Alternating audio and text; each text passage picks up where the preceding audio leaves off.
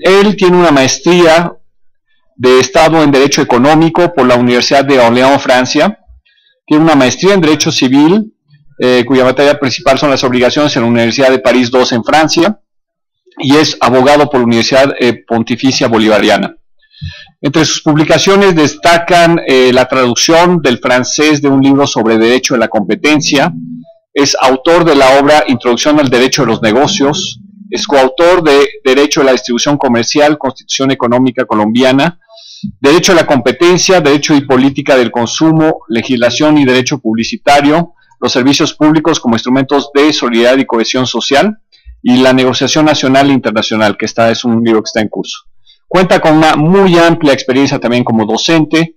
En la Universidad Externado de Colombia fue fundador y director del primer departamento de Derecho Económico. En la Universidad de La Sabana, en Bogotá, también director del Centro de Investigaciones en la Facultad de Derecho. En la Universidad Pontificia Bolivariana en Medellín, ha ocupado cargos de director de los cursos de posgrados en la Facultad de Derecho, y lo mismo en la Universidad Santo Tomás de Bogotá. El doctor Velilla ha asesorado probablemente a las figuras políticas más importantes de todo Colombia, que yo ya he visto en su currículum. Ha sido un asesor directo de presidentes de la República, ministros, embajadores. Ha sido un asesor jurídico personal del expresidente Belisario Betancourt y de su familia. Ha sido asesor de Álvaro Uribe Vélez durante su gestión como gobernador de Antioquía, asesor de los gobiernos de Italia y de Francia en temas jurídicos. Bueno, y un asesor en la preparación de documentos e investigaciones destinados a la elaboración de ponencias de senadores y representantes. Doctor Velilla, es un verdadero placer tenerlo aquí y muchas gracias. Muchas gracias a ustedes por esta honrosa invitación que verdaderamente, digamos, me conmueve por la misma sensación que desde años atrás hemos tenido por estos temas, y donde yo creo que es un proceso apenas en gestación, donde por ejemplo se encuentra uno con la gente del derecho del consumidor y verdaderamente hay un espíritu vivo, hay una forma de, digamos, de concebir esa lucha por los consumidores, que finalmente son los que son beneficiarios de la competencia, o deben ser beneficiarios de la competencia. Y digamos, acto donde hay tan ilustres profesores y conferencistas, es como una especie de cofradía y un estímulo de lucha hacia el futuro en nuestros respectivos países. Yo he tenido la sensación en algunas oportunidades después de despedirme, como de soledad, porque uno se encuentra en estos eventos con ideas comunes, como les decía, más allá del aspecto normativo, con un espíritu de fuerza interior y de carne y hueso, con un deseo ferviente de hacer derecho y de que las providencias sean pertinentes, no sean simplemente formales.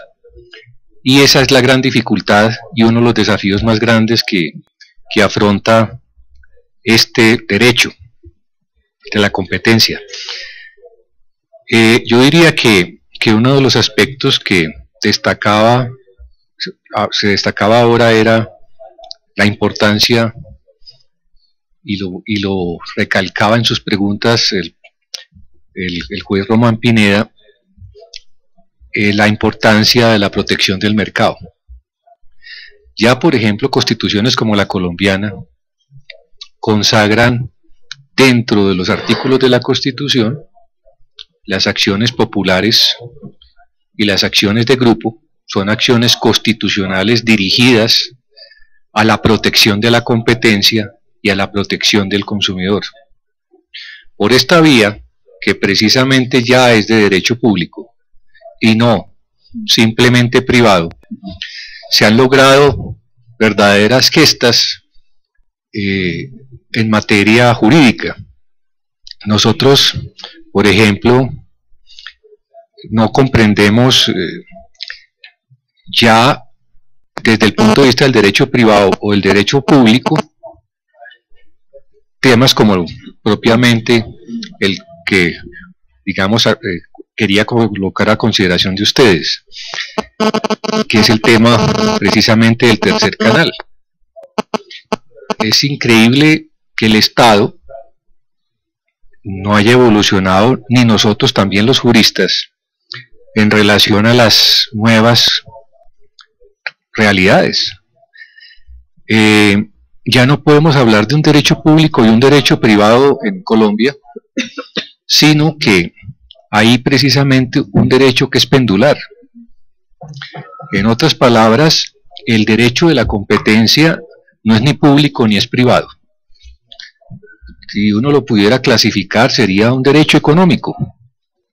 Por eso hacía énfasis en el tema de la estructura, de la organización, que no es un derecho eminentemente normativo, sino un derecho más allá que normativo, por supuesto, que tiene su punto de partida en la norma, pero es un derecho que pretende organizar el mercado y que el mercado no se desorganice. Entonces, eso apunta a que haya que hacer unas lecturas un tanto distintas a lo tradicional. Anteriormente, por ejemplo, y no sabía cómo comenzar, porque cuando uno se siente provocado por las intervenciones tan interesantes que han presentado el profesor Walker y el profesor, escúchame que no tengo Danton. El profesor Danton, el profesor Tron, el profesor Menchaca, se pregunta si lo que debe exponer es propiamente ese caso que está aquí, y yo traje precisamente esa maletica por si alguno, si quieren sacar fotocopia del salvamento de voto, que además es un salvamento de voto de 8 magistrados, en el caso del tercer canal, donde el salvamento es mucho más amplio que la misma providencia, pero es precisamente porque esa providencia está asumida desde el punto de vista del derecho clásico, y al estar asumida desde el punto de vista del derecho clásico está acabando con la competencia, porque es una providencia netamente formal, es de esas que repugna a la lógica mínima, al sentido común, como decía el profesor Walker. ¿Cómo puede afirmarse en esa providencia, por ejemplo, que los consumidores o el Estado va a tener más competencia con 2 consumidores que con 3? Pues eso no se necesita ser economista, simplemente saber contar, ¿no? O saber dividir. Entonces, allá precisamente nos lleva el no entender y comprender la transformación del derecho de la competencia. Y en esto precisamente lo precisaba el profesor Walker esta mañana, que en sus palabras, que son precisamente la experiencia de toda una vida en estos temas de frontera, que no son de sumatoria, como bien lo anotaba el profesor Menchaca. Derecho económico no es derecho más economía, sino que hay unas zonas, unos vasos que permean precisamente el juicio o el análisis jurídico y que provienen de la economía. Entonces, en este aspecto yo creo que ha habido una evolución supremamente importante frente a la concepción misma del Estado. El Estado, en un principio, era completamente absolutamente independiente de la competencia. El Estado fijaba las normas de competencia, pero no era objeto de competencia. La misma noción de competencia, como lo explicaba el profesor Volcker, y decía que no es aconsejable seguir esos ejemplos, pero precisamente si desconocemos la historia, estamos condenados a repetirla. Entonces, por supuesto que sus providencias y las providencias de la Corte de los Estados Unidos han sido ilustrativas para todos nuestros países. Se concebía una competencia perfecta, que era producto de un liberalismo puro, pero precisamente ahora, cuando vemos el derecho económico, vemos que esa competencia pura no existe en la mayoría de los casos, y que hay una competencia imperfecta. Y entonces terminamos en una noción que es la competencia practicable. Esa competencia practicable es caso por caso y en el sector del cual se trate. Eso hace que hiciera la afirmación hace un momento en relación a que es pendular. Hay una relación íntima entre política, derecho y economía. A la luz de esa relación, los principales conceptos de la Constitución adquieren un contenido variable. Depende del sistema político que opere, se asume un sistema económico y ese sistema se refleja bien en la propiedad privada, bien en la libertad económica, llámese competencia o llámese libertad de empresa, bien protección al trabajo y todo el tema de los servicios públicos y de la banca central. Esa lectura hay que hacerla desde diferentes disciplinas. Si no logramos comprender el porqué, cuando hay una política neoliberal, entonces se sublima totalmente la competencia, se aumenta la autonomía de la voluntad y el Estado se reduce a lo mínimo, hasta el punto de que el Estado no protege el mercado, porque parte de un presupuesto falso económicamente, que es que pueda existir competencia pura y perfecta. Entonces, cuando se dan las concentraciones y cuando se atenta contra el derecho del consumidor, por supuesto, el péndulo vuelve a girar. Entonces ya el Estado vuelve, diría uno, desde el punto de vista del consumidor, a intervenir la contratación privada, porque ya los contratos, como todos ustedes saben, generalmente contratos libremente discutidos, como existían en el derecho civil o en el derecho comercial, son escasos. La gran mayoría de los contratos son contratos de adhesión. Y al ser contratos de adhesión, por supuesto, entonces hay que proteger a los consumidores en ciertos sectores, como el financiero, el asegurador, el bursátil, donde se están dando los principales escándalos en nuestros países, en el tema de vivienda. Y, por supuesto, entonces se extrema y ahí hay una publicización del derecho privado. Lo mismo en el caso de las concentraciones económicas.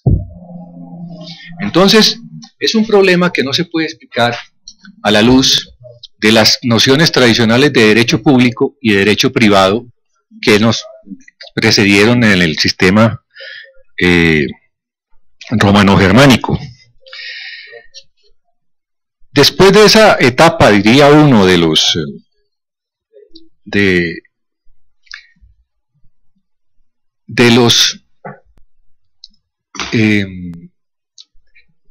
viene del liberalismo, viene una etapa precisamente donde el Estado, las empresas públicas solamente podían hacer lo que expresamente estuviera dentro de su objeto social. ¿Qué sucede? Que entonces la actividad privada era una visión liberal, estaba solamente en cabeza de los privados, la actividad económica. Y el Estado fijaba las reglas de juego. Solamente en aquellos aspectos, ocurre en nuestro país, en aquellos aspectos donde la iniciativa privada no se aventuraba, en esos aspectos entraba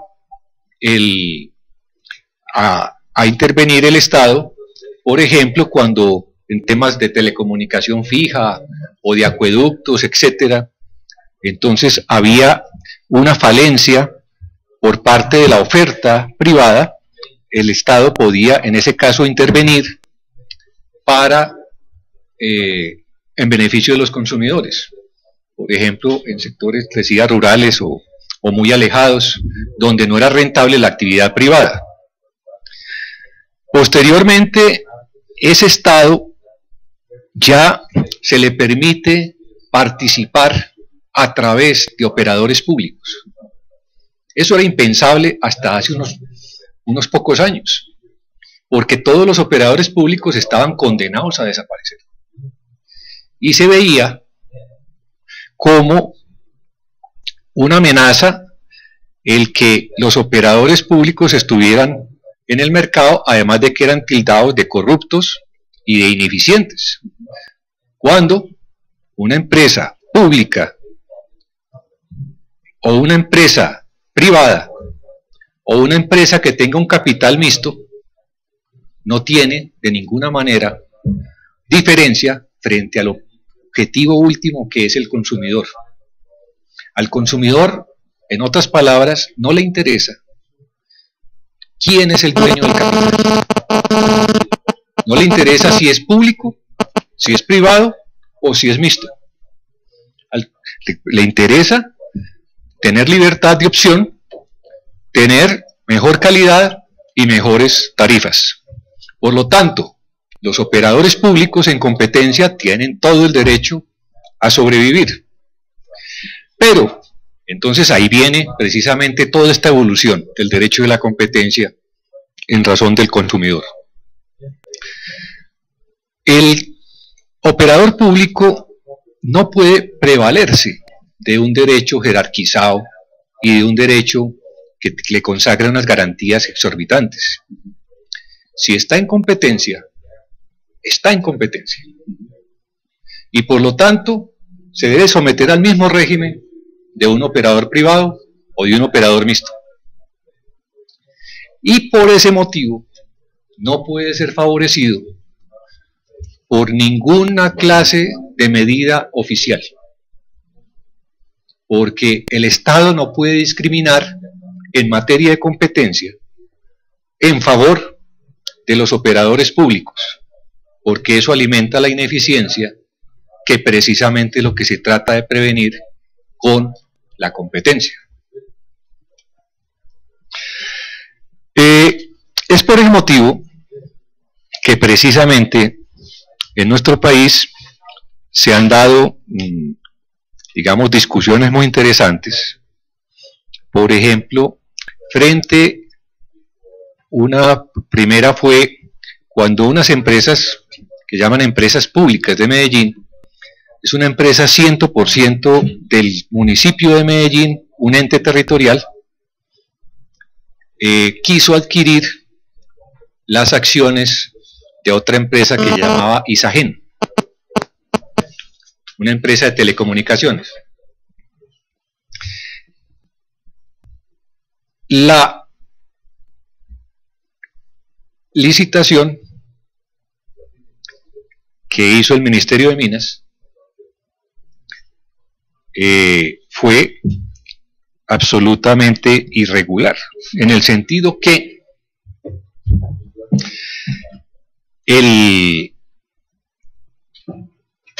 a la empresa pública se le exigía que en una contratación de esa dimensión, primero tenía que renunciar a una demanda que tenía por una hidroeléctrica contra otra empresa de la nación de contenido mixto. Es decir, ya de entrada la regulación le colocaba un obstáculo para conseguir un socio internacional, porque entonces, por supuesto, ese legítimo derecho, digamos, que estaba en litigio, tenía que desaparecer para quien hiciera parte del consorcio con el cual se presentara de las compañías del extranjero a la licitación. Y por otra parte, no podía tener un porcentaje superior a una determinada cifra que gradualmente fueron reduciendo, desde el 46 hasta el 39%, a través de normas regulatorias. Ese, por ejemplo, es una forma de donde se puede observar cómo el Estado, a través precisamente de las comisiones de regulación o a través de las entidades encargadas de licitar, eventualmente introducen condiciones que precisamente discriminan a los competidores dentro del mercado. Entonces, de alguna manera, dando por sentado que ya existe la posibilidad de que operadores públicos, operadores privados y operadores mixtos coexistan, también hubo un caso en Colombia donde, y por eso estoy saliéndome un poco de la presentación, que como les decía, la podemos comentar más adelante si es del caso, pero me parece importante como este barrido un poco por lo que ha pasado en el tema de competencia en Colombia. Es el caso de la empresa de correos. Esa empresa se llamaba tradicionalmente Adpostal y existían dos clases de correos. Un correo que era el correo aéreo y otro correo, ese correo aéreo se entregaba por concesión.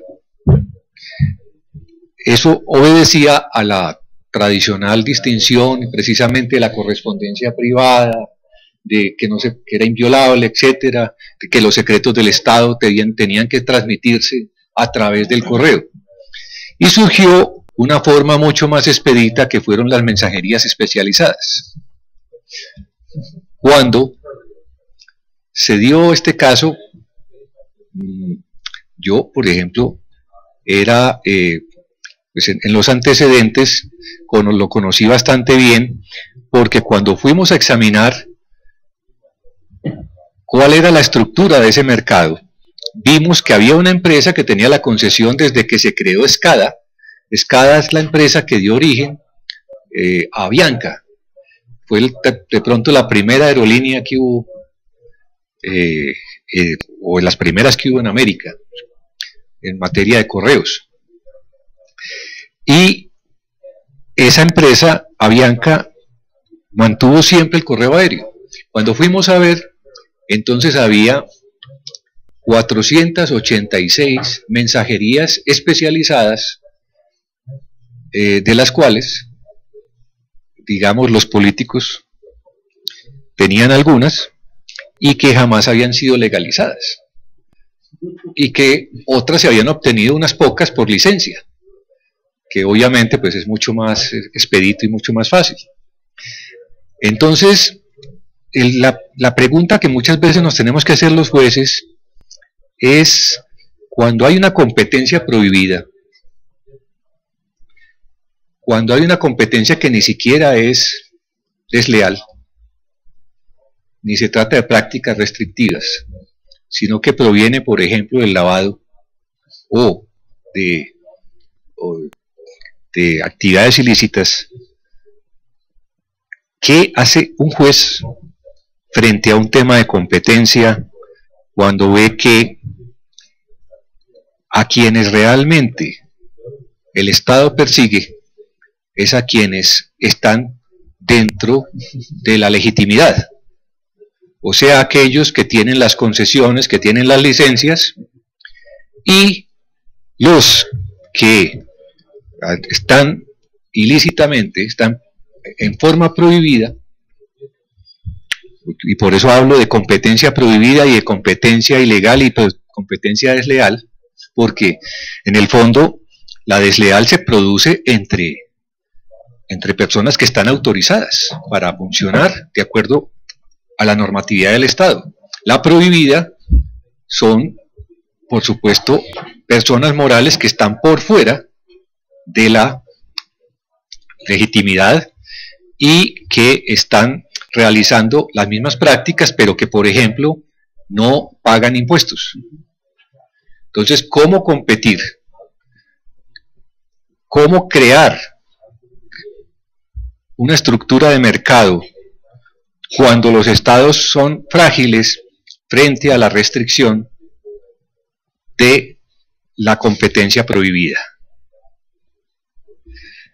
Porque sobre pretexto de defender la competencia, eventualmente lo que estamos es matando la competencia, la legitimidad, los que pagan impuestos.